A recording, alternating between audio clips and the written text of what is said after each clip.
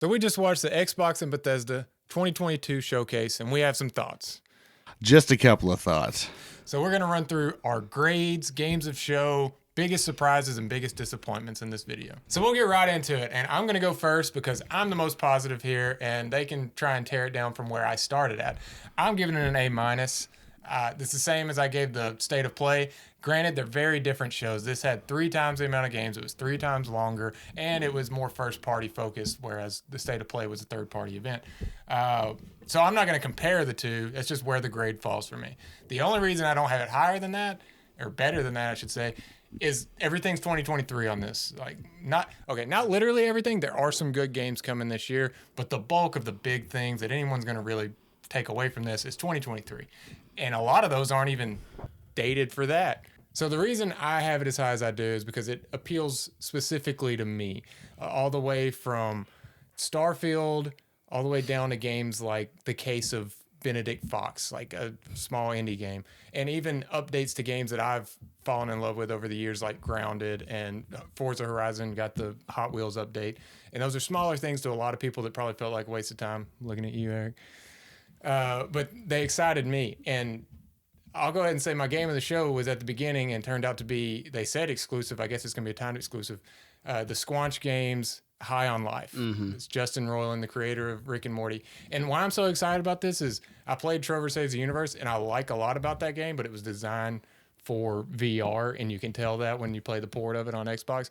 This looks like a full-fledged game that isn't relying on that mechanic and, being anything novel. Like, it looks like a legit game with great humor and a great story, and I'm super excited for it.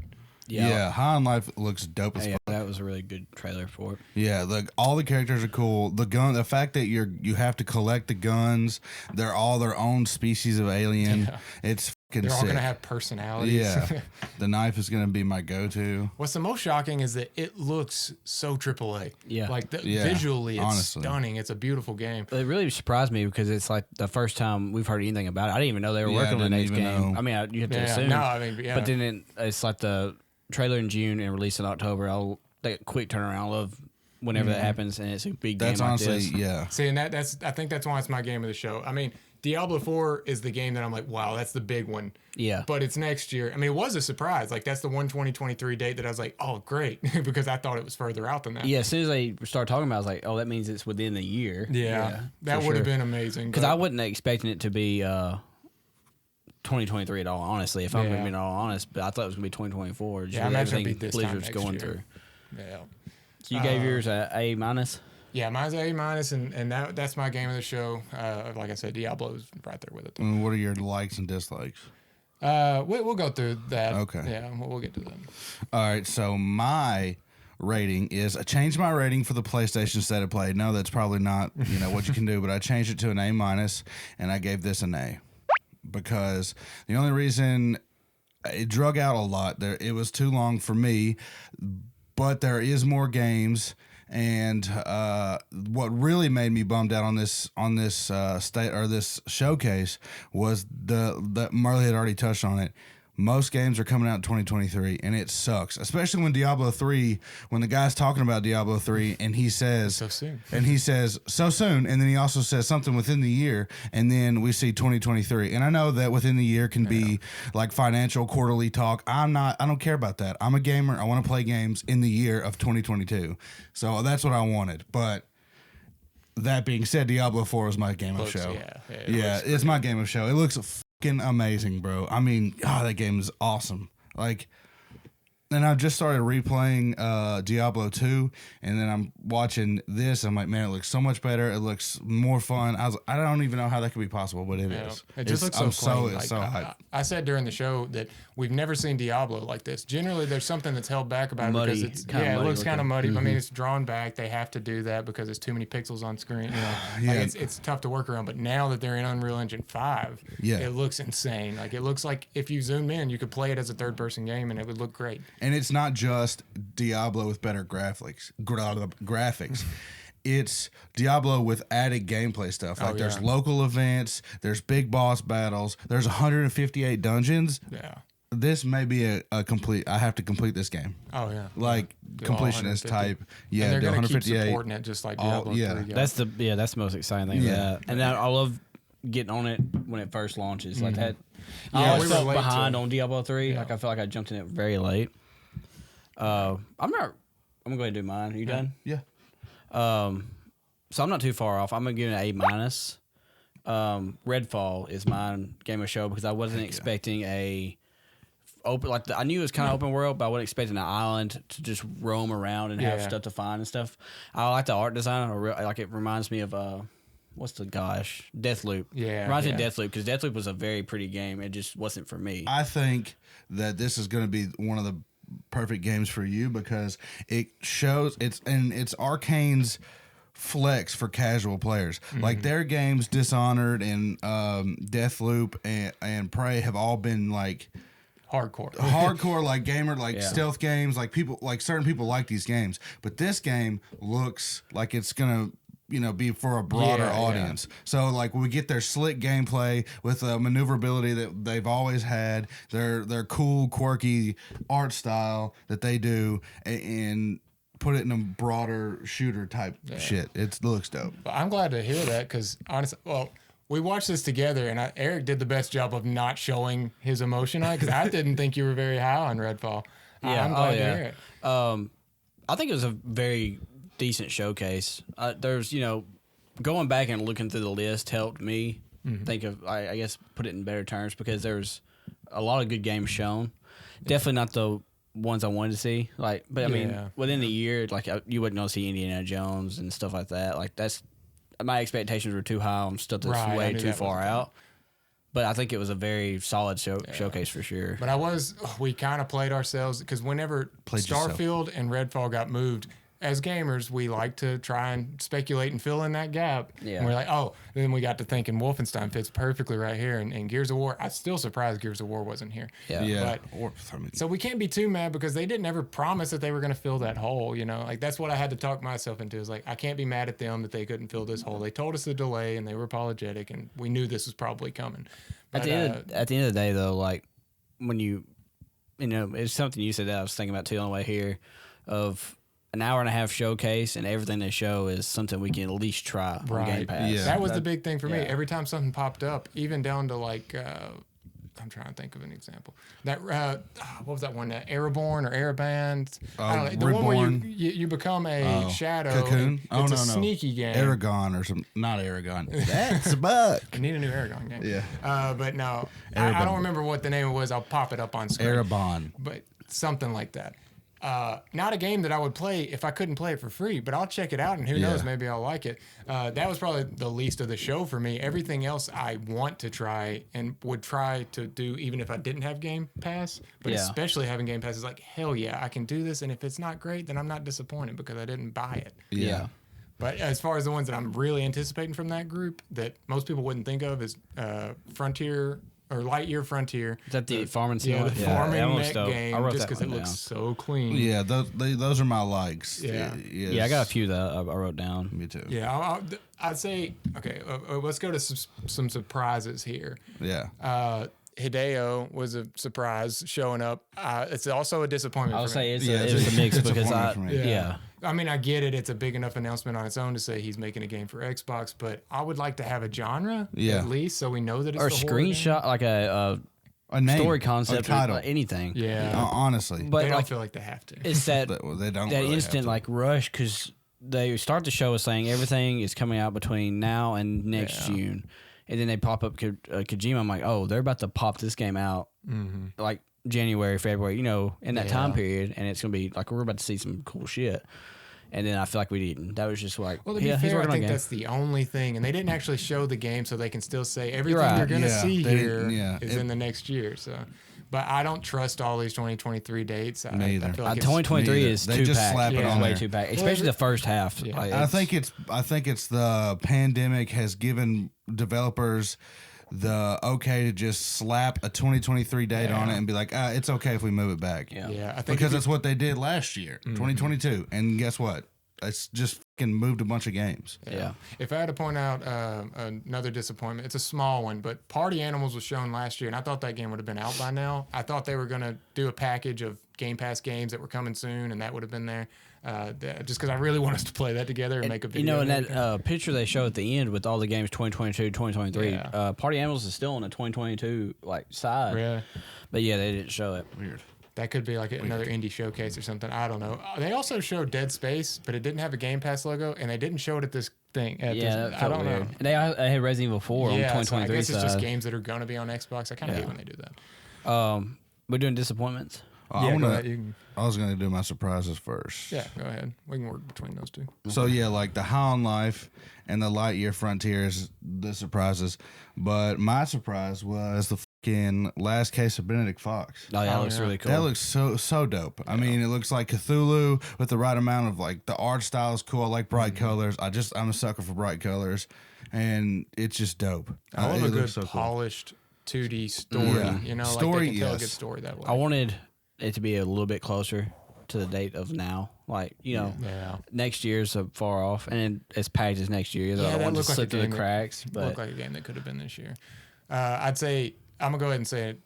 Another disappointment, but it's also kind of a surprise. Silk Song being at Xbox was a little weird, and that's a little surprising. But it's disappointing they didn't give any date. Now, they didn't even give 2023 on this. But I didn't think I'd see that until the Switch Direct, so I'm glad to see it here. Maybe that's when they'll give the date. But I was expecting a date too, especially if you go through all that work of not showing this game for so long and then having it here and still not having even a year. Did it have a year on it? No, it didn't have a year or nothing. Yeah, it's coming to Game Pass though, so that's a pleasant surprise. I'm going to get my controversial disappointment out of the way. Go for it. Starfield. Not disappointment. Not a controversial thing. I'm still going to play it. I'm still into it. It's too much No Man's Sky and not enough Mass Effect for me. And I think it's because we've been... Well, never mind. I'll let you go down your point because your point's different. I was just wanting it to be more fantastical sci-fi, like talking to aliens and having that kind of feel. I feel like it's too realistic. I'm still going to try it, but then they zoom out of the 1,000 planets, and I think that may take away from it for me just because... That's my big disappointment. It's a little bit of an overpromise because they can't deliver on that being actually every time you go to a planet feeling like you're doing something meaningful. That's the problem that No Man's Sky had. I mean, so... Starfield looked amazing. It was a little gray. Like I said, I'm a sucker for colors. I'm a sucker for fantastical. I wanted that, but this game looks cool. And at first, I did not see the Fallout Bethesda charm that we have. And then that guy blew up on the screen. And I was like, there it is. Yeah. There it is. And it's gonna be there with the characters and stuff like that. And the in base building, cool. I don't know, people shit on it, but it's an optional thing you can do. So if you don't like it, don't do it. And also, so hyped for the fucking building your own spaceship. That's cool. That's going to be awesome. Building your own spaceship. I think it can be a daunting game, and I think it's part of it for you, Eric, is there's so much you can do in this game. You could really just spend thousands of hours in it. And when you're seeing the game for the first time and you're thinking about those thousands of hours, it's there's so many other games we've already seen. It's I don't know, you kind of got to put it out of your mind. Just think of it when it gets here, I'll deal with it. Right. Well, why it's disappointing to me is I've been burned by No Man's Sky. When I live with a buddy named Noah, he was pumped for it. And he bought it day one, and we played it. And I saw him play it, and then he tried to stick up for the game. It was empty. It was nothing. And this is just as ambitious as No Man's Sky. Over 1,000 planets. 1,000 planets. You can get out the whole planet. You can discover the entire planet. Yeah. That doesn't make sense to me. I don't know how that's going to work on a console. I don't know how. I mean, it's not going to feel empty. Generation. So I don't know if I mean, the main planets are going to be designed. The most. The story stuff that's required. Yeah. I would like it more if it was you can go to this planet, go to this city, and go to this city on the other side of the planet. That would be better. I feel like that'll still be there. I think it's more all that other stuff is a playground for the people that just want to use it for crafting materials or fighting these specific types of creatures that are found on these planets. It ain't a deal breaker for me. In the comparison to No Man's Sky, this is Bethesda. They're a lot bigger ordeal. They're not going to fail on this. They failed on Fallout 76. I know, but that's what I'm saying. That's the reason why I don't think they're going to let it just fall on its face like No Man's Sky did. And also, No Man's Sky corrected itself, so they also had the blueprint of how to fix that problem that was there at launch for it. Well, I just don't want them to have. I just don't. I'm not getting my hopes up. I'm not getting my hopes up. You want that game to be the best it can be at launch. At launch, yeah. Because I got burned by No Man's Sky and Cyberpunk. The amount of hype I put on Cyberpunk is on me. But I see y'all get pumped for Fallout 76, and I wish I could, but I was so let down by the launch day of that I haven't went back, and I just don't have that excitement for it. I'm not an apologist for Fallout 76, but I still have fun with it because I love Bethesda's game design. Yeah, I still play it. And so that's why I'm excited for this. I will say I'm not completely sold on it because it does feel on that realistic side, and all we saw was talking to these stale humans. Yeah, there's no quirkiness. There was no jokes or anything. Hopefully it's there because they decided to show a moon, which is kind of the blandest area you could have shown. Yeah. And then they do a reel of these other areas that look really cool with the neon and everything. Yeah. Like, show me that. I want to see that. Yeah, show me the undercities in the, the scavengers and interacting with people. Yeah. I also don't want games to be there at their best 2 years from the launch date. Yeah, I don't feel like they're planning for that. I think that's why this has been pushed. But it's a habit that game developers have gotten into. And it's not really... It's a multi-pronged problem, but it has to do with publishers pushing and shareholders and it's just a whole can of worms that I don't really want to go into. That's why I'm not so worried about this, because Xbox has played pretty well with them on that. And this is an 8-year development game, so I feel like they're pretty confident if they put it out next year, it's going to be what they want it to be. Hopefully.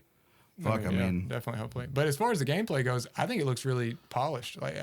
There was nothing. I kept looking for that Fallout jank that you just noticed. Yeah. And there was none in that trailer. Jank. Of course, they're picking the good stuff, so they could still be there. It could still. Dude. Also, where's the VAT system, bro?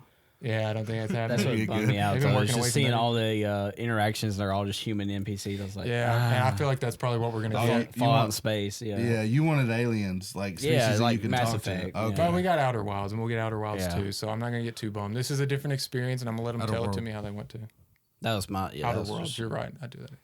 That was my disappointment. But that was mine too. I wouldn't say I'm disappointed with it. It's kind of it went up a little for me, but I'm still not like super hyped for it, just because that's not really my type of space game, like you said. But I think we enjoyed it. I thought y'all were gonna be lower on it. I thought it was gonna be a debate. I thought I was gonna have to really lobby. That's why you came out heavy at the beginning, trying to defend your position. Well, yeah, because I was really happy with it the whole way through, and because a lot of times Xbox does these where they're sitting on a couch and they talk to the developer for too long, and I felt like it was streamlined pretty good.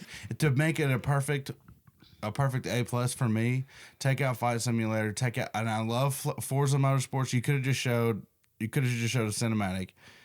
They didn't have to. Them a lot of time. I know that, but for me making perfect, wouldn't do that. Wouldn't show Cocoon. I don't really care about Cocoon. I like those developers, but. Somerville looks better. It looks more my game. Was Somerville not there? Cocoon. No, I don't know. It's still slated for this year. Really? Yeah. I don't know. Those two are head to head and broke off in the same company. Yeah. You go ahead. One more. I was going to say Cocoon, just seeing the studio making it makes me excited. The gameplay is probably one of those things you don't get until you play it. Like, I like the zooming out of each orb or whatever, the cocoon, I guess. But it's kind of hard to look at it and see what is so good about this puzzle game. I like the concept. I don't know how. I don't know if my brain's smart enough to sit here and solve this shit. I get real Journey vibes from the aesthetic and the music they were playing. It's very different from their last two games. Yeah, that's the big thing. Yeah, Somerville feels more like Inside. Yeah, it does. Yeah. And this is actually the studio that was the guy that broke off that's doing Somerville. But yeah, I do like the concept. It's kind of like Inception. Just keep going further into these. Or like I like that. I just don't know if my brain's gonna be intelligent enough to solve that's all this. See, I feel like that would have been a this year game too. A lot of these is like, that's when you watch the trailer, it's like, this feels soon, and then it's 2023 without a quarter month or anything. I'm like, I think one thing we do before we wrap up here is go through the games that are coming out this year, and I'm thinking of Scorn, which I'm excited for. I think we may do a series on that. It looks creepy as hell. The Pentiment. I had that wrote down as one. Yeah, that looks cool. Really. I think Obsidian being tied to it is what got me. Yeah, that's what got it for me too. That's the only thing that held me in because I'm not a big fan of that kind of dialogue heavy, text box kind of game, but they're great, so I trust them. Yeah. What else was this year? Kind of Overwatch 2. It's kind of weird. We've seen so much of it, and it's early access. So if you want to count that, well, see, that is kind of I'm in a weird position with Overwatch 2 because I've listened to a podcast where they go over like the lore of all the characters and not all, but some of the characters, and then I've watched all the videos that they've released, and I love the characters, I love the PvP, but it's basically the same thing. Yeah. It's basically the same thing with Overwatch, different characters. Is Overwatch 2 Game Pass? it's going to be The PvP will be released in October, but I'm a campaign guy. I want to play the campaign. I want I want these characters that I care about now to have a story, and I want to know what that story is. That's really the selling point for this one. It's basically the same game in multiplayer. It really is like I just seen screenshots of it. It's the exact same game. Yeah. The HUD's like minimally changed. Yeah. I don't feel like they reworked a bunch of characters. Yeah. So they didn't have to make new ones, I guess, but I don't know. Another thing coming this year, and I can't believe none of us said was a surprise, is Persona 3, 4, and 5. Oh, yeah. I forgot about that. That is a big one. I never thought those games would ever come to Xbox. No, and Game Pass too. That. Yeah, but, that's crazy. Yeah, I'm going to definitely jump into 4 because that's the one I've heard the most about, like of how good it is. I've beaten 5, but I'm going to play in 4 and 5 for sure. Well, we thank you for joining us and staying all the way to the end, and we'll see you next time.